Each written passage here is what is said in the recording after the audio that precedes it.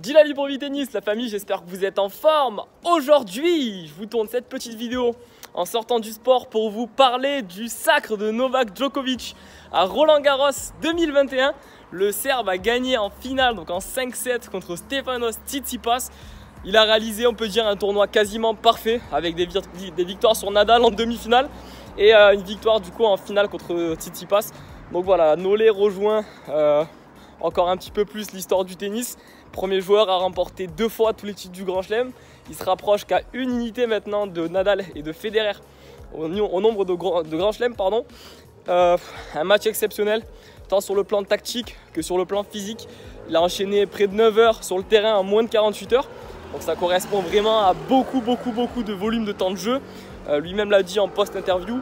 C'est une immense victoire pour lui et on a pu voir beaucoup de fierté, notamment au moment de l'hymne et au moment aussi où il a reçu la coupe des mains du coup de Björn Borg et de Jim Courier. Donc voilà, c'était une super cérémonie. On a pu voir que pendant le match, ce match du coup a des enseignements à nous faire prendre un petit peu nous-mêmes dans notre tennis. Je parle par rapport au fait, par exemple, que Djoko, il a été mené 2-7-0 contre Tsitsipas en finale de Grand Chelem. On l'a vu un petit peu, je vais pas dire balancer la fin du set, mais quasiment. Et en fait, là où il est fort, c'est qu'il a su se dire, je suis mené 2-7-0, le match est en 3-7 gagnant. Il me reste encore du temps pour revenir. Il est allé au vestiaire, il s'est changé les idées, il est revenu encore plus fort sur le terrain. Et ça doit nous servir, nous, comme leçon pour nous-mêmes, nos matchs. Des fois, ça va nous arriver d'être mené à 7-0, peut-être un break. Et il faut avoir cette capacité de se dire, bah écoute, le match n'est pas fini, je n'ai pas serré la main de mon adversaire et j'ai encore moyen de remporter cette partie. Et c'est vraiment important d'avoir cette dimension mentale qui a eu tout son rôle à jouer dans cette finale, comme je le répète encore une fois.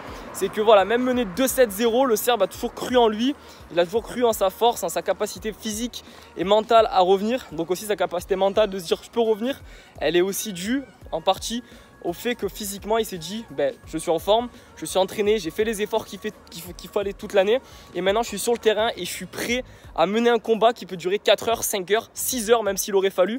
Et c'est ça en fait la grande force des top 3 on va dire, et aujourd'hui du coup vraiment de Novak, comme on a pu le voir sur ce tournoi. Un tournoi, encore une fois je le répète, exceptionnel, d'une victoire contre Nadal en demi-finale sur un match d'anthologie, vraiment un 3e set. Comme ça fait très longtemps que je ne l'ai pas vu en Grand Chelem. Pour les connaisseurs, ça m'a fait penser un petit peu au match de l'US Open en 2011. Le 3e set au tie-break remporté par Nadal avec des points de folie, des points d'anthologie qui figurent dans les highlights de toutes les vidéos YouTube que je pense on a tous regardé. Donc voilà, c'était un super Roland-Garros. Félicitations à Novak pour cette victoire. Et ça va nous donner encore un petit peu plus de suspense quant à la fin, on va dire, de carrière de ces 3 joueurs et de savoir qui finira avec le plus de titres du Grand Chelem. Voilà, je vous tourne cette vidéo. Donc comme j'ai dit, je sors de mon sport, je sors de mon entraînement physique du coup pour moi-même préparer mes tournois. Parce que voilà, il faut préparer ces tournois à l'avance. J'espère que vous vous entraînez et que vous êtes toujours aussi passionné par le tennis. Si cette vidéo t'a plu, n'hésite pas à me le faire savoir en mettant un gros pouce en bas de celle-ci. Partage-la. C'était Djilali pour Vitennis. Merci d'avoir regardé cette vidéo. Prenez soin de vous. Ciao.